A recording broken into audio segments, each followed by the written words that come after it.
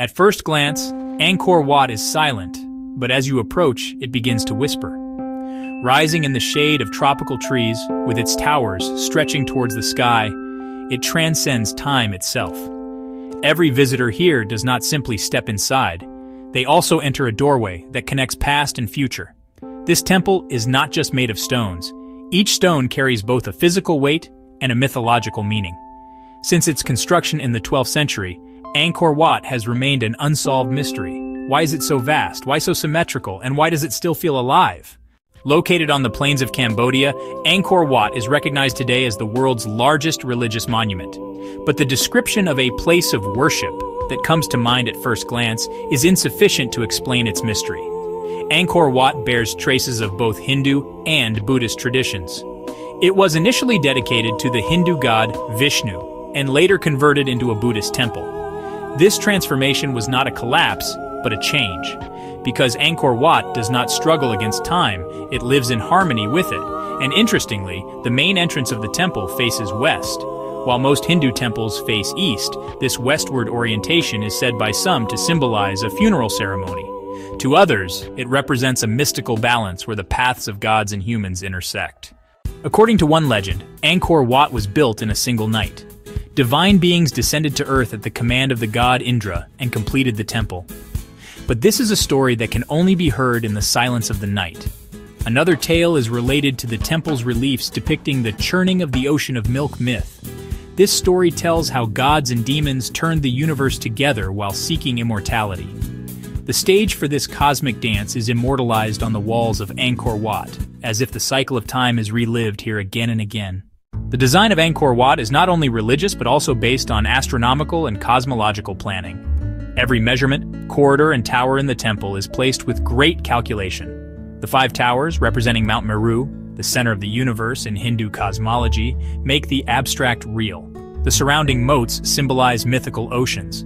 Observations show that the solstices and equinoxes intersect with the sunlight at certain alignments within the temple. This suggests that Angkor Wat is not only a place of worship, but also a timekeeping device. Angkor Wat does not clash with nature. On the contrary, nature speaks with it. As tree roots slowly weave among the stones, they become part of the structure. Moss, vines, and earth-infused stones grow richer in story with each passing day. Over time, some parts of the temple collapse, some are forgotten. Yet it never disappears completely, because Angkor Wat is a memory of humanity. What protects it is not only stone, but the stories told. The local people never abandon it, they keep it alive with their prayers and rituals. Today, millions of people flock to Angkor Wat every year. Yet most who come here are actually trying to hear their own inner voice. As they walk in the shadows of the towers, they search for themselves in the eyes of the stone figures. Some sense the glory of the past. Some imagine the dance of a goddess. Others simply seek the healing power of silence. Visitors remove their shoes as they enter the temple, sometimes joining their hands in prayer. But most, perhaps unknowingly, pay respect to yet another tradition. Here, as the past is carried into the present, it is preserved in silence. Angkor Wat is not just the heritage of Cambodia, but of the whole world. Because this structure represents not only the beliefs of a society, but also humanity's desire to understand the universe. Every figure etched in stone is a slice of time. Wars, legends, gods, dancers, all are reminders. Human beings may forget, but stones only pretend to, and perhaps that's why Angkor Wat continues to enchant. Because within it echo the past, the question of the future, and the silence of the present, all at once. Angkor Wat still stands there, like a legend, like a prayer. Everyone who comes to see it finds themselves asking the same question, whether they realize it or not. How can this be possible? But maybe that's not the right question. Perhaps the real question is, why does Angkor Wat still speak to us? The answer lies not in the towers reaching for the sky, but in the stones beneath our feet. Because sometimes stones say more than words ever could.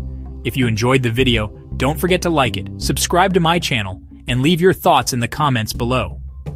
I'd love to hear your opinions about the fascinating story of Angkor Wat and the legends carved in its stones. Thank you.